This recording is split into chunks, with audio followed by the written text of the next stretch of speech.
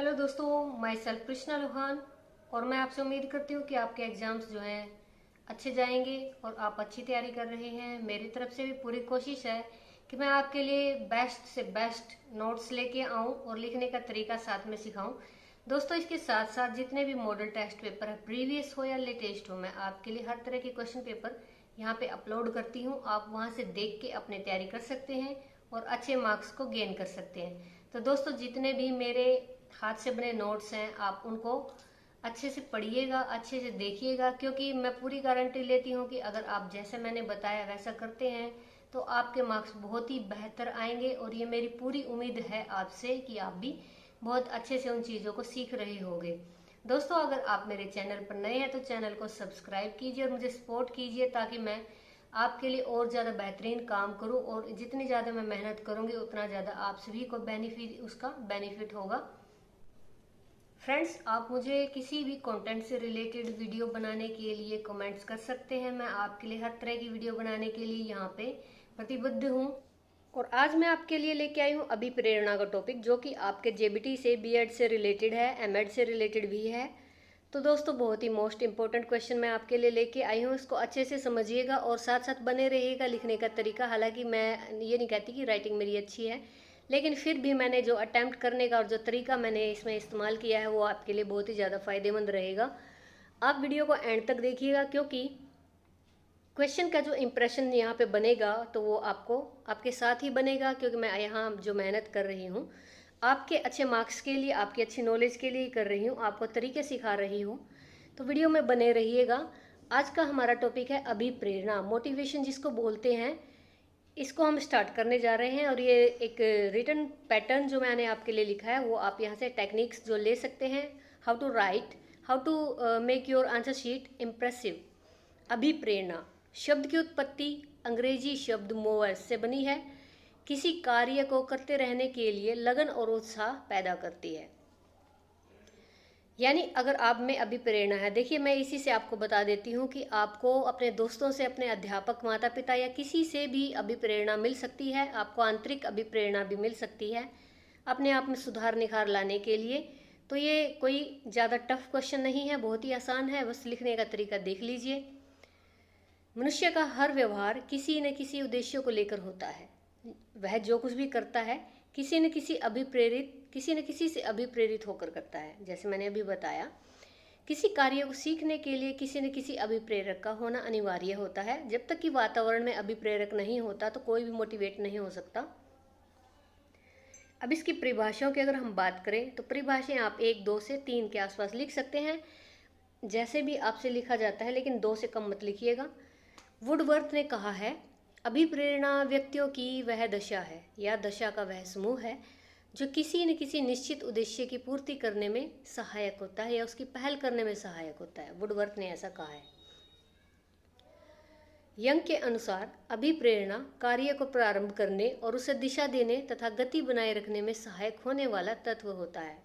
यानी कार्य को शुरू करने से पहले हमें चाहिए होता है, फिर उसे दिशा देंगे, दिशा देने के साथ साथ जो उसमें गति बनी रहेगी, पीस बना रहेगा, उससे हम किसी भी कार्य करने के तरीके में सहायता प्राप्त कर सकते हैं। तो ये यहाँ पे परिभाषाएं हो गई हैं। इसकी भूमिका के साथ साथ परिभाषाएं लिखिएगा। ऐसे टाइप क्वेश्चन है, 5 नंबर का हो या 8 नंबर का हो। ठीक है दोस्तों, चलिए अब बात करते हैं अभिप्रेरणा की तकनीक शिक्षण की। शिक्षण में अभिप्रेरणा का खास महत्व होता है, जिसका वर्णन हम निम्नलिखित हेडिंग्स करेंगे, तत्वों से करेंगे। फर्स्ट इज परिपक्वता का महत्व, यानी मेच्योरिटी, इंपॉर्टेंस ऑफ मेच्योरिटी। शिक्षण में परिपक्वता का तालमेल अभिप्रेरणा से बैठाया जाता है या उस अभिप्रेरणा से लिया जाता है, बोल सकते हो आप, जिसमें बहुत सारे संवेग शामिल होते हैं।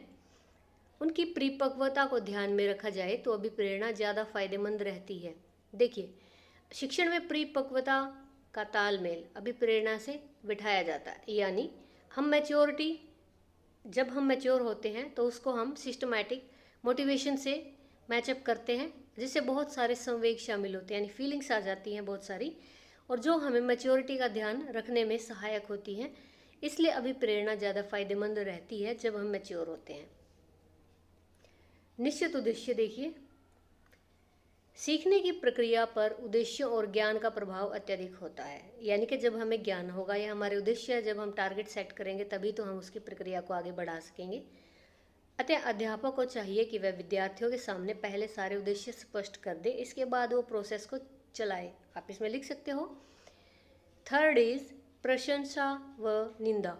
यानी कि किसी में भी हमें प्रेरणा जगाने के लिए या तो हम उसमें उसकी तारीफ करते हैं या फिर उसकी आलोचना करते हैं। दोनों तरीके से ही अभिप्रेरणा व्यक्ति जो ले सकता है। अब अभी ओलंपिक गेम्स आपने देखे हैं तो उसमें किसी व्यक्ति ने किसी से प्रेरणा लेके वो भाग लिया है खेलों में, और कोई किसी के तंज से परेशान, टोंट से परेशान होकर भाग लेता है और वो विनर बनता है। तो दोस्तों दोनों तरीके से अभिप्रेरित किया जा सकता है।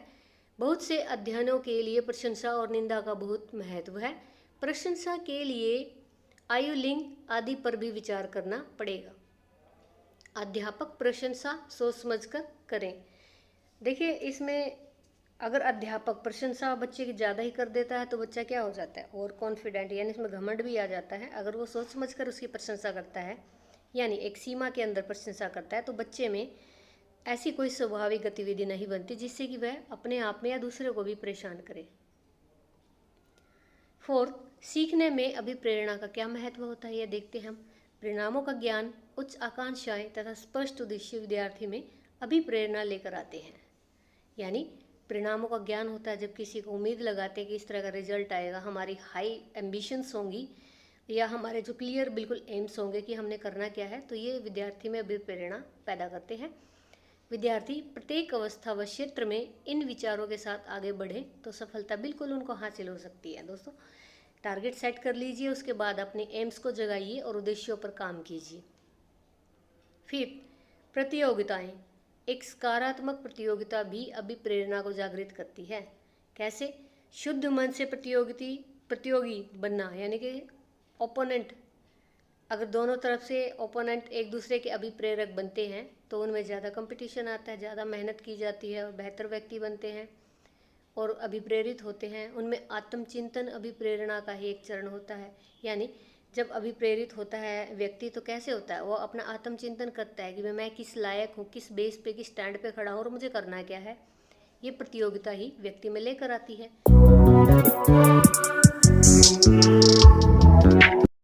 सिक्स्थ पॉइंट रहेगा ध्यान, रुचि और उत्साह। कक्षा में रुचि व ध्यान का मेल बालकों में उत्साह लेकर आता है।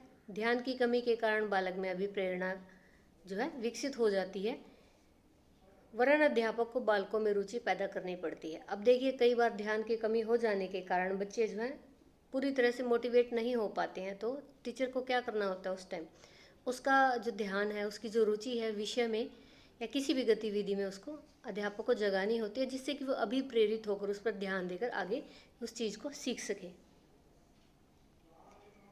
अब यहाँ पे देखिए 7th पॉइंट है इसका, सीखने की इच्छा।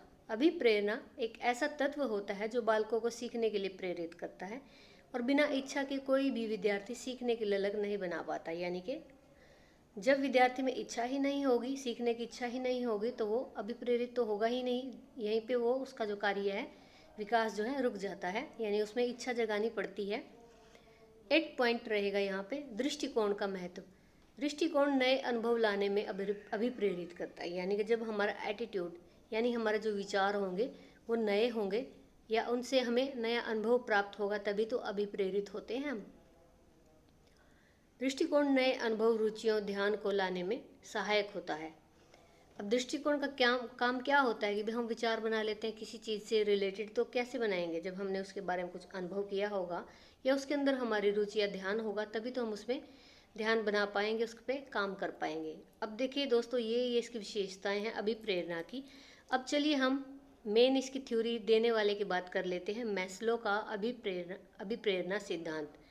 इस सिद्धांत को बनाने वाले वैज्ञानिक का श्रेय मैस्लो को जाता है। ये ऐसे पहले वैज्ञानिक थे जिन्होंने सेल्फ सेंट्रलाइजेशन के विपरीत सेल्फ एक्चुअलाइजेशन को अभिप्रेरक माना है।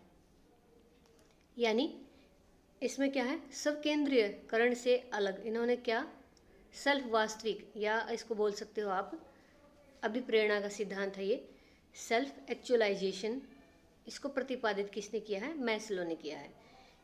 इसे मैस्लो का आवश्यकता पदानुक्रम सिद्धांत भी कहा जाता है। इसको आप ब्लैक पेन से हेडलाइन या हाईलाइट करके लिख सकते हो। अब चलिए आगे चलते हैं, इसको डिटेल में पढ़ते हैं।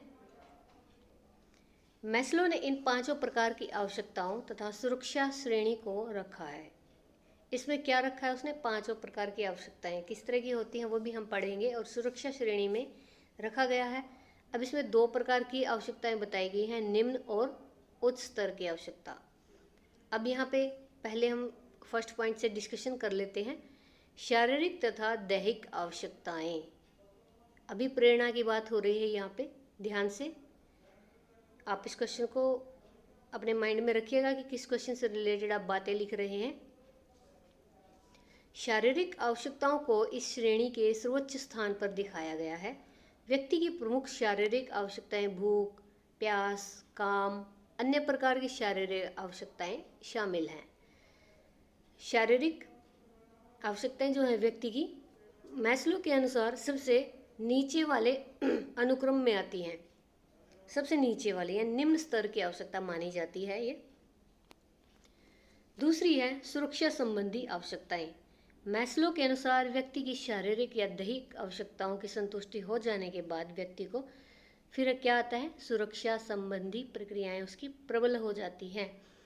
उसे अपनी सुरक्षा बनाए रखे जाने संबंधी समस्या आती है। पहली क्या थी? निम्न स्तर की, जिसमें शारीरिक और दैहिक आवश्यकताएं हैं। दूसरी क्या है? उच्च स्तर की है, इसमें क्या है? सुरक्षा संबंधी आवश्यकताएं इसमें आती हैं। थर्ड है समूह का सदस्य बनने की आवश्यकता। इस प्रकार की आवश्यकता के अंतर्गत सामूहिक जीवन के साथ साथ सामान्य जो यह जीवन संभावी कारण हो जाता है। यानी इसमें क्या है? समूह का सदस्य बनने की आवश्यकता, या जैसे कि हम अन्य शब्दों में इसको समझे तो इस प्रकार की आवश्यकताएं व्यक्ति अपने परिवार, पड़ोस, विद्यालय, धर्म तथा जाति के साथ तालमेल बनाना, इस तरह की आवश्यकताएं उसको जरूरी होती हैं। फिर है फोर्थ पॉइंट पे आत्मसम्मान।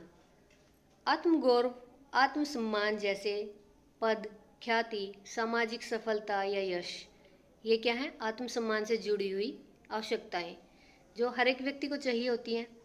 सेकंड इसी में पॉइंट है अन्य लोगों के साथ आदर सत्कार से बात करना, क्योंकि अब अगर आप किसी को इज्जत दोगे तो वो भी आपको देगा, तो ये भी भावनात्मक आवश्यकताएं हैं।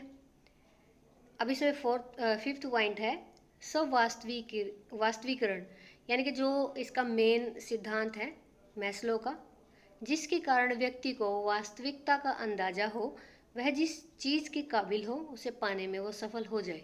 यानी कि क्या है इसमें आपको बताना है, ये आपका पॉइंट 5वां पॉइंट है, और ये क्या है? आवश्यकता से रिलेटेड है। इसमें मैस्लो का सिद्धांत ये 2 तरह का बताया गया है, निम्न आवश्यकता और उच्च आवश्यकता। तो इसमें 5 पॉइंट आपके बने हैं, इनको अच्छे से समझ लीजिए, कोई ज़्यादा टफ चीज़ नहीं है। ये चीज़ें आप अपने साथ करते हैं और दूसरों के साथ जो बिहेव करते हुए आपको ये चीज़ें जो है फेस करनी पड़ती हैं। तो दोस्तों कोई मुश्किल क्वेश्चन नहीं है, आप इसको आसानी से याद कीजिएगा और बिल्कुल अटैम्प्ट कर दीजिएगा। मेरे हिसाब से क्वेश्चन आपका बिल्कुल प्रीपेयर है, अच्छे मार्क्स लाइए, मैं आपसे यही उम्मीद करती हूँ।